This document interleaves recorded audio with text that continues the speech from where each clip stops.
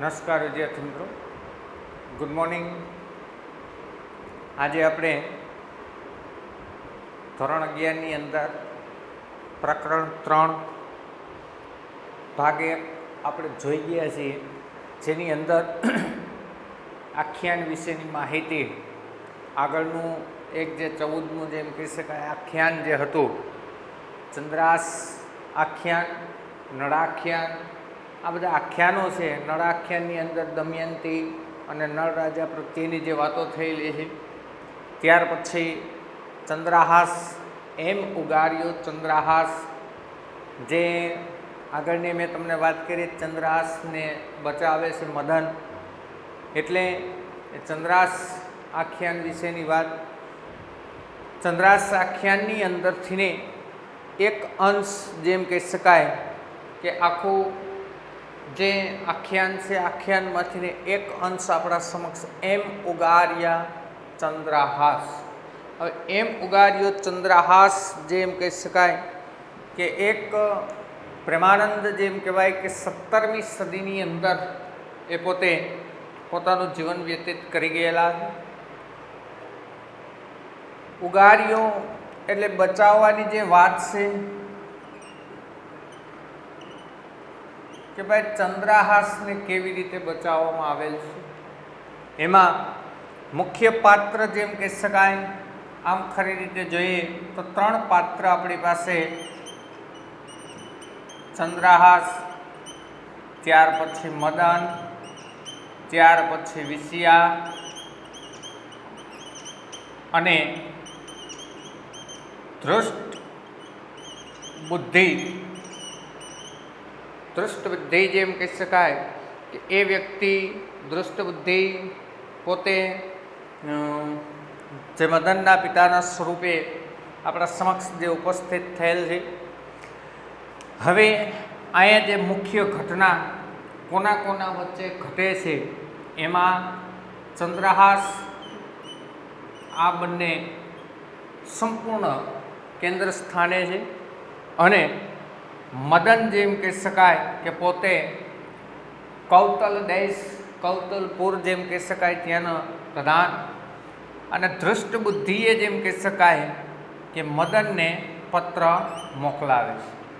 કોના હસ્તે? તો કે ચંદ્રહાસના હસ્તે.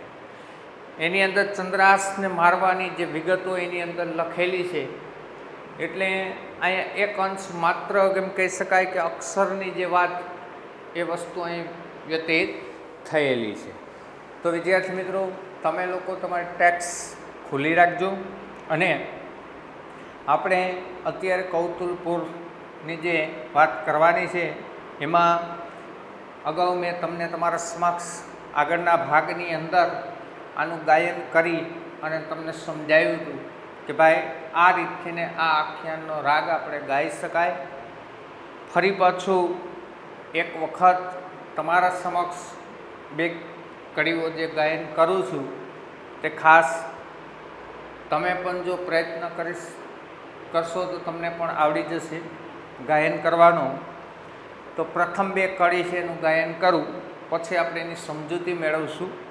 વિષિયાએ વિમાસી જોયું, એ પુરુષને હું નરખું,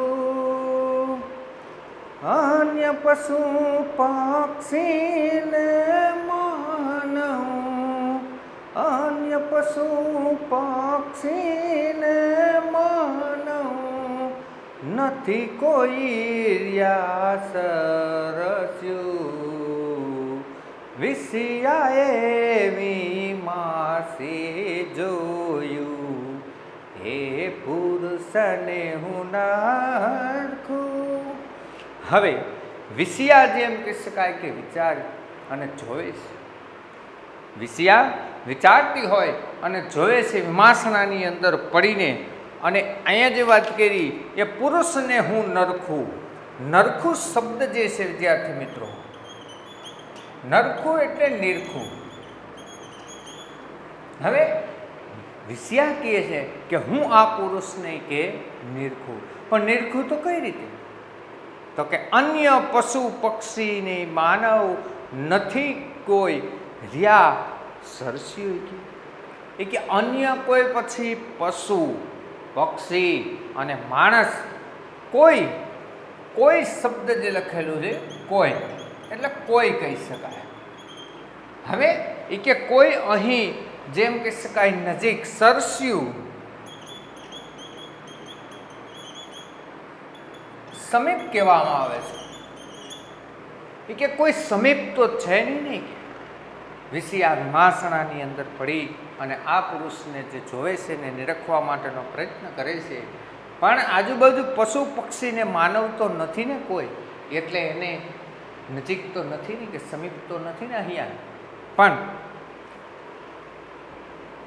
રખે ચતુર તુરી કહેતો સ્વામી, જાગશે તો શું થાશે, નિંદ્રાવસથી કેમ ઉઠાડું, નિંદ્રાવસથી કેમ ઉઠાડું, પછી શું કહેવાશે, વિષયાએ વિમાસી જોયું, એ પુરુષને હું નરખું. રખે ચતુર તુરી કહેતો સ્વામી, હોશિયાર કસુડ જેમ કહી શકાય. તુરી એટલે અશ્વ કહેવાય છે.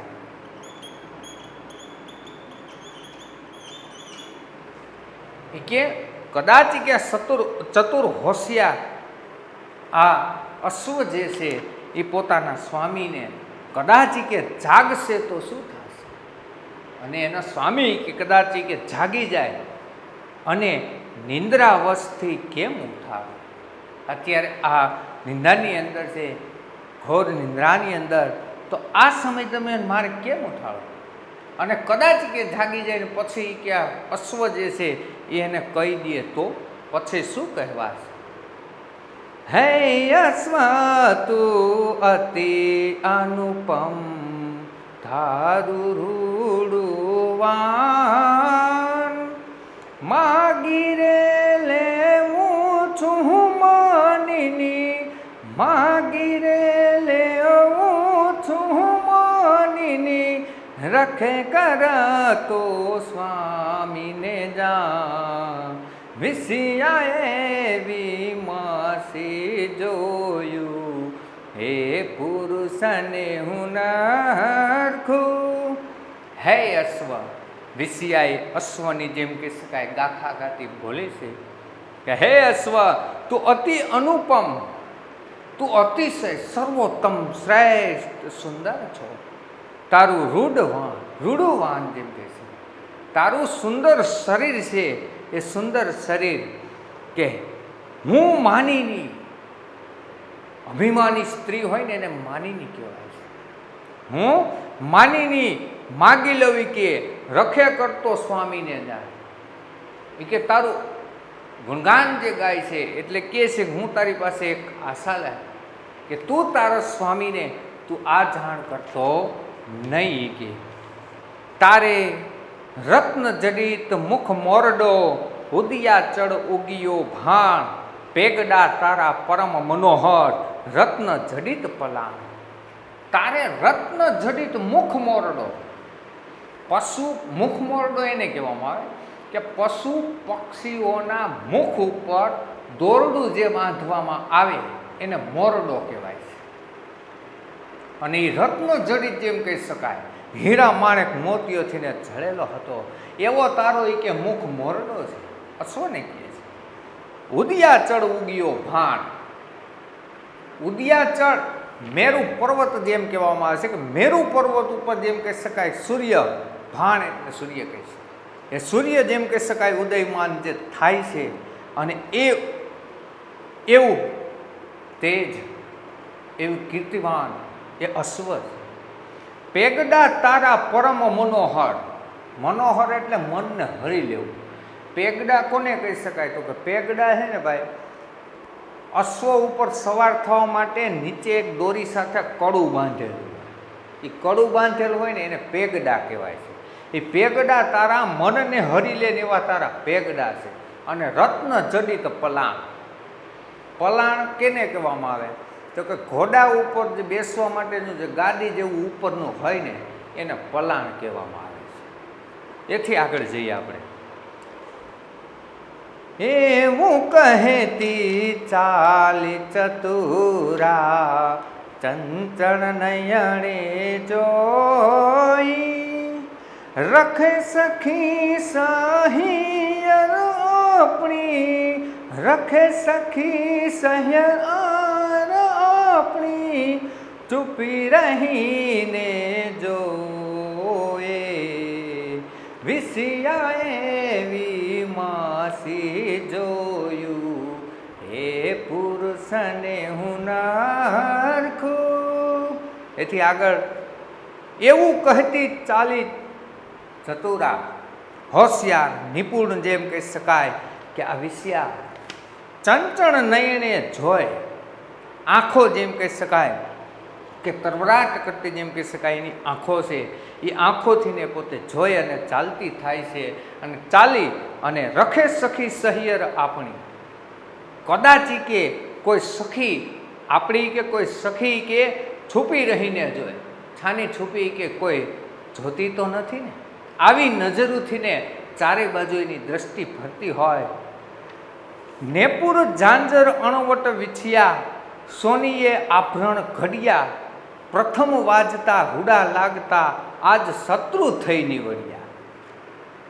મિત્રો અહીંયા અલંકારો વિશેની વાત આજ વિષયાને જેમ કહી શકાય નેપુર ઝાંઝર સુવર્ણના જે અલંકારો છે આ બધા અણવટ જેમ કહી શકાય. અણવટ એટલે સ્ત્રીઓના પગના અંગૂઠામાં પહેરવાનું એક આભૂષણ એને અણવટ કહેવાય છે. અને બીજું એક વિછિયા જેમ કીધું છે. વિછિયા એટલે સ્ત્રીઓના પગની આંગળીઓમાં પહેરવા માટેનું એક આભૂષણ. આ બધાય સોનીએ જેમ કહી શકાય આભરણ. આભરણ એટલે અલંકાર કહેવાય છે. એ અલંકારો જે સોનીએ જે આજ ઘડેલા છે ને આ નેપુર ઝાંઝર અણવટ વિછિયા આ બધું તે આજ એના માટે એ શત્રુ જેમ કહી શકાય પ્રથમ વાજતા હુડા લાગતા. પહેલાં છે ને એને એ સુંદર લાગતા હતા પણ આજ અલંકાર આજ એના માટે આજ શત્રુ થઈ નીવડ્યા અને આજે એને એ શત્રુ સમાન એ અલંકારો એને લાગે છે. એવું કહી મન દ્રઢ કરી ચાલી ઝાંઝર ઊંચા ચડાવી મરમે ભરતી ડગ જેમ જળમાં મરમે ભરતી ડગ જેમ જળમાં બગ એમ શ્યામ સમીપે આવે વિષયાએ વિમાસી જોયું હે પુરુષને હુનારખું. એવું કહી મન દ્રઢ કરી ચાલી ઝાંઝર ઊંચા ચડાવી મનને મજબૂત કરી અને એ આભૂષણો જે હતા એને સાચવીને એમાં ઝાંઝર ઊંચા ચડાવી. અને સૌથી વધારે જો અલંકારોમાં અવાજ આવતો હોય તો ઝાંઝર પગની અંદર પહેરવા માટેનું જેમ કહી શકાય આભૂષણ એ ઊંચા ચડાવી દે છે. અને મરમે ભરતી ડગ જેમ જળમાં પગ એમ શ્યામા સમીપે આવે. પોતે પાણીની અંદર જેમ કહી શકાય કે બગલો હળવેકથી પાણીની અંદર ડગલા ભરી અને માછલીની જે બાજુમાં જાય એ યુવાન સ્ત્રી એ રીતના ડગ ભરી અને ચંદ્રહાસ જે સૂતેલો છે ત્યાં પહોંચે છે. ચંદ્રહાસની પાસે અતિ ઉલ્લાસે હરિવદની હરખે બેઠી મજ શ્વાસ લાગે સાધુ જાગે ચિંતા તે ચિત્તમાં બેઠી. ચંદ્રહાસની પાસે અતિશય ઉત્સાહની અંદર પ્રસન્નતાની દૃષ્ટિએ પોતે ત્યાં હરિવદની હરખે બેઠી. હરિવદની ચંદ્રના જેવું મુખ હોય એવી સ્ત્રીને હરિવદની કહેવાય. હૃદયની અંદર હરખ હતો અને એની બાજુમાં એ પોતે બેસે છે અને બેસી અને મનોમન વિચાર કર્યો કે મજ શ્વાસ લાગે સાધુ જાગે. મારા કે શ્વાસના અવાજથી ને કદાચ આ સાધુ કે જાગી જાય તો ચિંતા તે ચિત્તમાં પેઠી. આ ચિંતા જે હતી એ મનની અંદર બેઠી. રખે કો દેખે સહિયર મુજ પેખે, એમ દ્રષ્ટ રાખત્યાડી. પછે પીછોડી પરી કરીને, પછે પીછોડી પરી કરીને, જોયું વદન ઉઘાડી. વિષયા એવી માસે જોયું, હે પુરુષને હું નારખું. રખે કો દેખે સહિયર મુજ પેખે, એ કે કદાચ કોઈ સખીઓ મને જોતી નથી ને એમ દ્રષ્ટ રાખતી આજે. એમ ચારે બાજુ પોતે પોતાની નજર રાખતી રાખતી એ ચંદ્રાહાસની પછે પીછોડી. પીછોડી એટલે પછેડી કહેવાય છે. ચંદ્રાહાસ ઉપર જે પછેડી હતી એ પછેડીને પોતે ખસેડે છે. પરી કરીને જોયું વદન ઉઘાડી. પછેડીને ખેંચે છે, ખેંચી અને એ ચહેરાને પોતે જોવે છે. અને એ ચહેરો ખુલ્યો, નખ શિખા લગી ચંદ્રહાસને રે જોતી નયને નરખી. હરિભક્તને દેખી હરિવદની, હૈડામાં ઘણું હરખી. નખ શિખા પગના નખથી લઈ અને મસ્તક સુધી ચંદ્રહાસને એ પોતાની આંખોથી ને પોતે એને જોવે છે. હરિભક્તને દેખી હરિવદની, હૈડામાં ઘણું હરખી. હરિભક્ત, કારણ કે ચંદ્રાસ છે એ વિષ્ણુનો ભક્ત હતો અને આ વિષ્ણુના ભક્તને હરિવદની, ચંદ્ર જેવા મુખ સમાન, જેમ કહી શકાય કે યવન સ્ત્રી હૈડામાં, હૈયાની અંદર ઘણો બધો હરખ જાગે છે. આકાશે અભ્રુ અડગું થાય, ચંદ્રબિંબ દિશે જેવું. ત્યમ પીછોડી પરી કીધે, ત્યમ પીછોડી પરી કીધી. મુખ કુલિંદ કુંવરનું તેવું, વિષયાને વિમાસે જોયું, હે પુરુષને હું નારખું. આકાશે અભ્ર અળગું થાય. આકાશની અંદરથી ને જેમ કહી શકાય, અભ્ર એટલે વાદળું કહેવાય છે.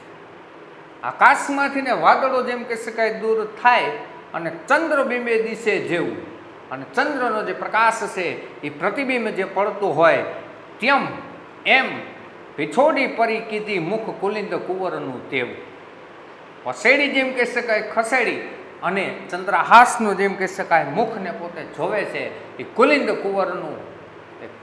કુંવરનું મુખ તે જોવે છે. સુવદન અંબુજ ઉપર ભ્રુકુટી, ભ્રમર કરે ગુંજાર. શકે શશી બીમ પૂઠે તારા, એવો શોભે છે મોતીહાર. સુવદન અંબુજ, અંબુજ એટલે કમળ કહેવાય છે વિદ્યાર્થી.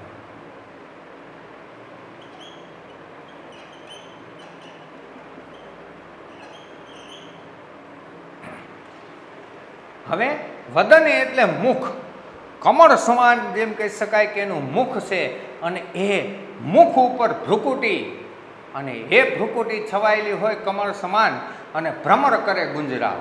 ભમરાઓ જેમ કહી શકાય ફૂલ ઉપર ગુંજરાવ કરતા હોય એમ એના કપાળ ઉપર એ ભ્રમર ચડેલા હતા. શકે શશી બિંબ પૂઠે તારા, એવો શોભે છે મોતીહાર. કદાચ ચંદ્રનું પ્રતિબિંબ જે એના ઉપર પડતું હોય એમ એનો મોતીઓનો હાર છે એ શોભાયમાન થતો હોય. સુખ સંચા અતિ ઉત્તમ, જાણે અધર બિંબ અલંકૃત. શશી સવિતા શ્રવણે કુંડળ દાડમ કણીસા દંત. સુખ સંચા, સુખ એટલે પોપટ કહેવાય છે.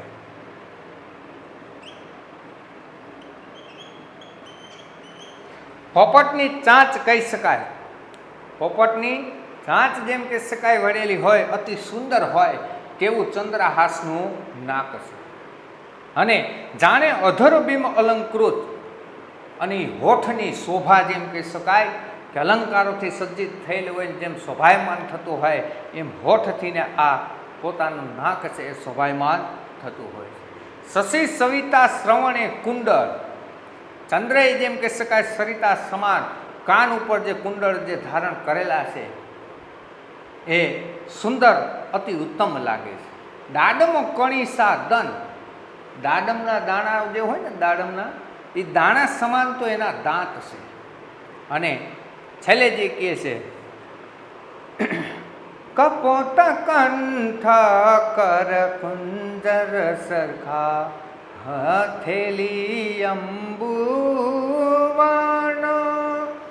બાય બાજુ બંધ બેરખા, બાય બાજુ બંધ બેરખા, મુદ્રિકા દે આભ્રણ, વિસિયા એવી માસી જોયું, હે પુરુષને હુનારખું. કપોત કંઠ કર કુંજરના સરખા હથેલી અંબુજ વરણ. કપોત એટલે કબૂતર કહેવાય. કબૂતરનો જેમ મીઠો કંઠ જે હતો એમ ચંદ્રહાસનો કંઠ છે. કર કુંજરના સરખા, કુંજર એટલે હાથી કહેવાય છે.